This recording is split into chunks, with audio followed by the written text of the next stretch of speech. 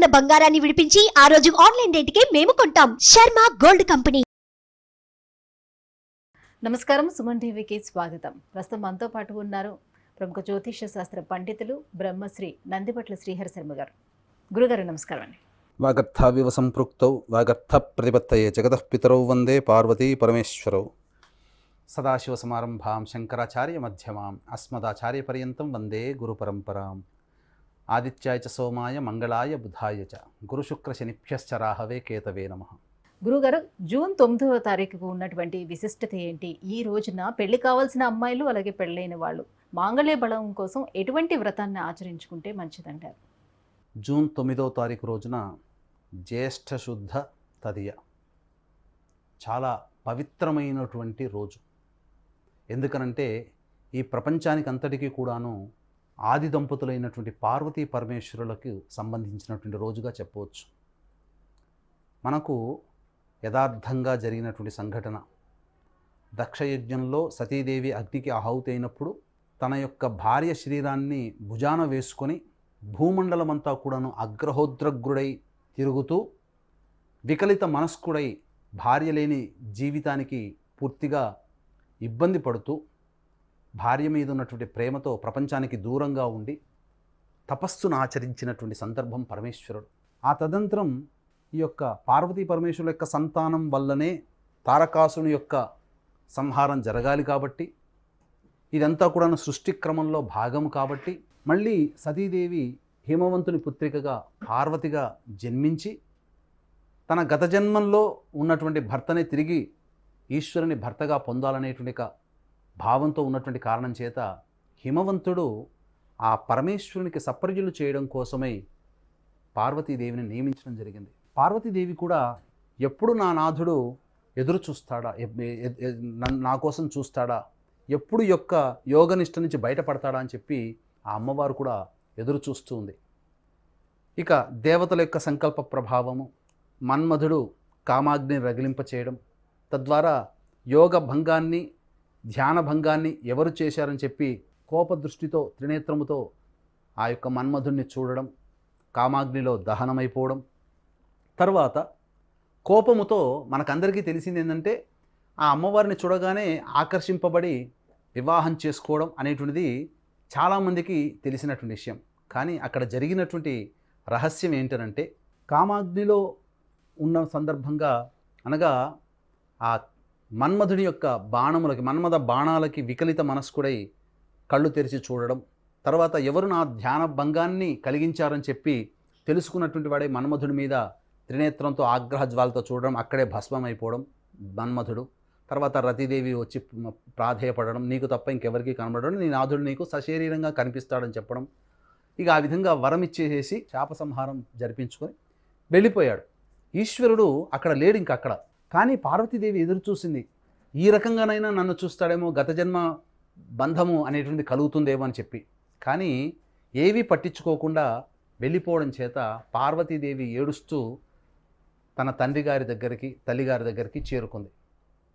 చేరుకున్న తర్వాత అప్పుడు ఇక్కడ గమనించాల్సిన అంశం ఏంటనంటే, తన తల్లి, అమ్మ ఏమాత్రం బాధపడకు, నీ యొక్క మనస్సుని అర్థం చేసుకున్నాను కాబట్టి నీ యొక్క మనోభీష్టం నెరవేరడం కోసమై ఒక వ్రతం ఉంది, దానినే రంభా వ్రతము అని అంటారు, కదలీ వ్రతము అని కూడా చెప్తారు. కాబట్టి ఈ రంభా వ్రతాన్ని, కదలీ వ్రతాన్ని నీవు నిష్టగా జరుపుమమ్మా అని చెప్పి ఆ యొక్క వ్రతాన్ని ఆచరించే విధానం కూడా తెలియజేసింది.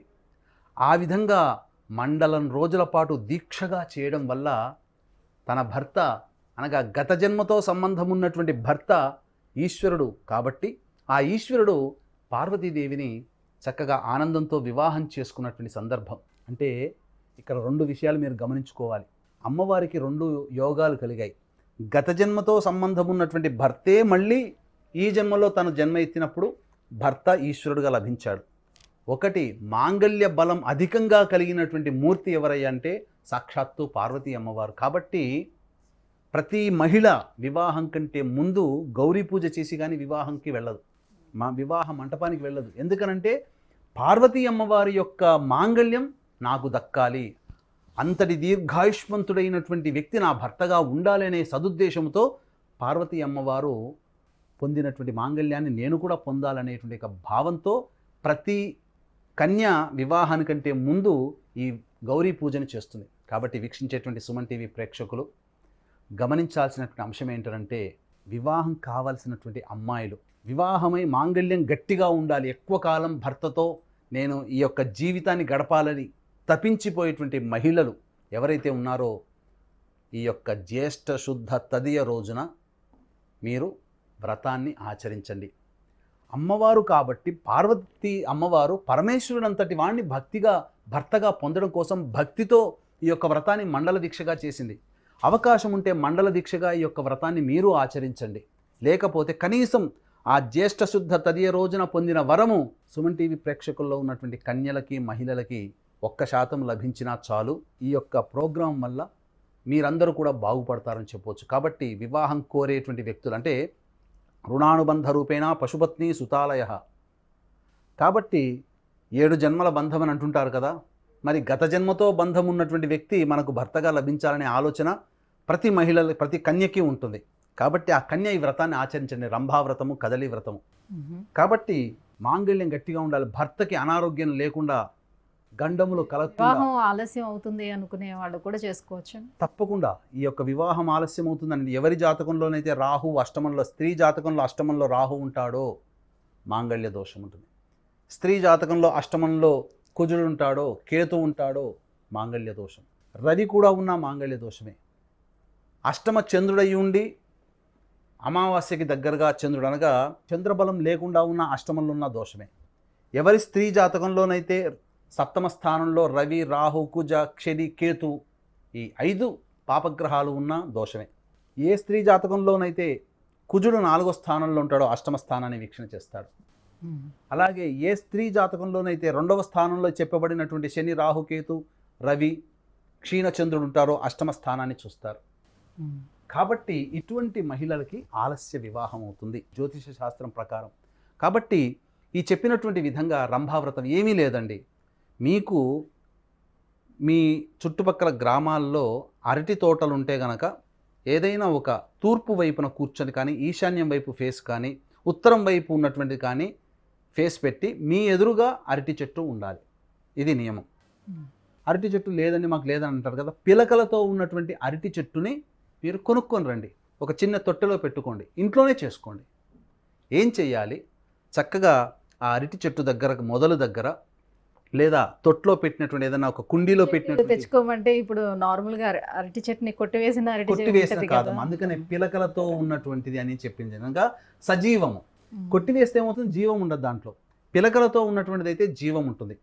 కాబట్టి ఆ అరటి చెట్టు దగ్గర మీరు చక్కగా అలికి ముగ్గు వేసుకొని చుట్టూరా ఆవు నేతితో దీపారాధన చేసి, వివాహం కావాల్సినటువంటివి మరియు ఆలస్య వివాహానికి వివాహానికి ఇబ్బంది పడి ఆలస్యంగా అవుతున్నటువంటి కన్యలకి ఈ యొక్క కాత్యాయని వ్రతాన్ని ఆచరింపచేయండి.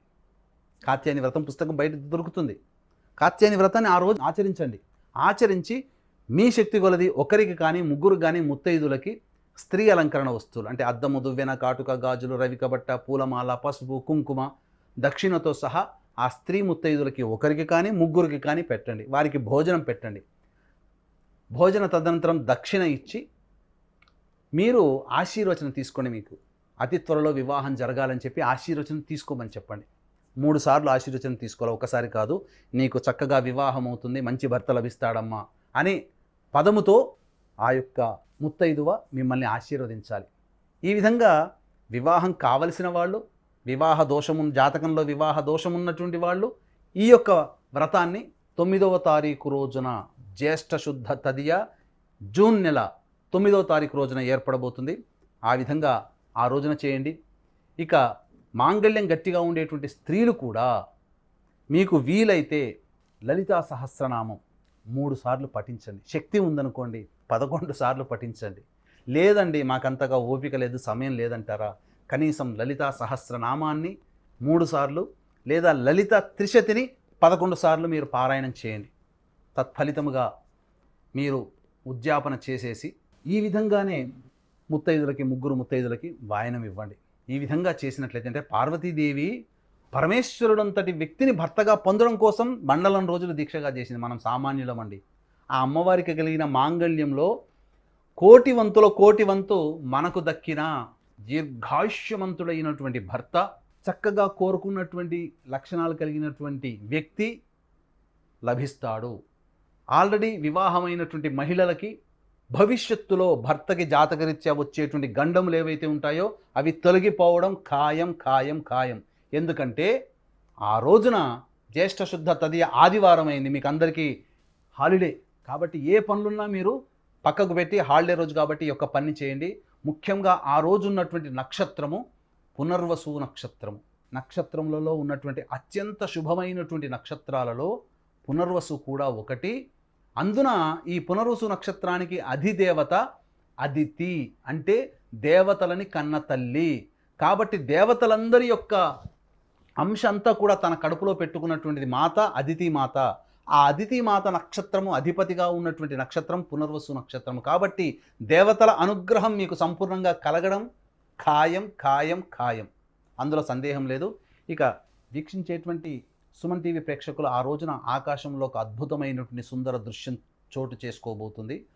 ఈ యొక్క వ్రతం ఏదైతే ఆచరిస్తారో కన్యలు కానీ మహిళలు కానీ తప్పకుండా ఆ రోజున ఉపవాస నియమాన్ని పాటించి సంధ్యా సమయంలో చీకటి పడ్డ తరువాత ఇంట్లో దీపారాధన చేసుకుని అమ్మవారికి మీ యొక్క స్వహస్తాలతో వండినటువంటి పదార్థం ఏదైతే ఉంటుందో బెల్లం పాయసం కానీ, లేకపోతే ఇతరత్ర ఏదైనా తీపి పదార్థం కానీ, లేదా మీరు భోజనం చేయడం కోసం మీ ఇంట్లో వండుకుంటారు కదా, ఆ పదార్థాలనైనా అన్నము కూర, మాంసాహారము తప్ప అన్నము కూర పప్పు ఇవన్నీ ఉంటాయి కదా, అవన్నీ ఒక ప్లేట్లో పెట్టి ఆ అమ్మవారికి నివేదన చేయండి. సూర్యుడు అస్తమించి నక్షత్రాలు వస్తాయి కదా, అద్భుతం చోటు చేసుకుంటుంది అన్నాను కదా. ఆ రోజున చంద్రుని దర్శనం చేసుకోండి. చంద్రుడు ఎలా ఉంటాడనంటే పరమేశ్వరుని సిగలో చంద్రుడు ఎలా ఉంటాడు, అమ్మవారి కిరీటంలో చంద్రుడు ఎలా ఉంటాడో ఆ రోజున మీకు ఆ చంద్ర దర్శనం కలుగుతుంది.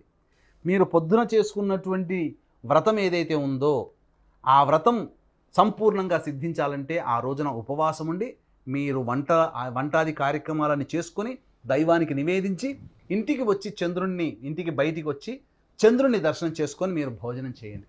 మీకు ఆ యొక్క వ్రతం యొక్క సంపూర్ణమైనటువంటి ఫలితం మీకు దక్కి మీ కోరిక నెరవేరుతుంది. దీనివల్ల వివాహం కావాల్సిన అమ్మాయిలు ఎవరైతే ఉన్నారో, ఆలస్య వివాహం అయ్యేవాళ్ళు లేదా వివాహ ప్రయత్నాలు చేసేటువంటి అమ్మాయిలు ఏదైతే ఉన్నారో వారికి గత జన్మతో బంధం ఉన్నటువంటి వ్యక్తి భర్తగా లభిస్తాడు. మరియు వివాహమై భర్త క్షేమం కోసం ఆశించేటువంటి స్త్రీమూర్తి ఎవరైతే ఉంటుందో తత్ఫలితంగా పార్వతీదేవికి దొరికినటువంటి గొప్ప మాంగళ్య యోగము మీకు కూడా లభించి మీ అందరూ కూడా ఆనందంగా ఉంటారు అని చెప్పడంలో ఏమాత్రం సందేహం లేదు. గురుగారు, జూన్ 9వ తారీఖున కన్యలు కానీ మహిళలు కానివ్వండి కాత్యాయని వ్రతం చేసుకోవడం వల్ల ఎటువంటి లబ్ధి పొందుతారు అనే విషయాన్ని తెలియజేసినందుకు ధన్యవాదాలు.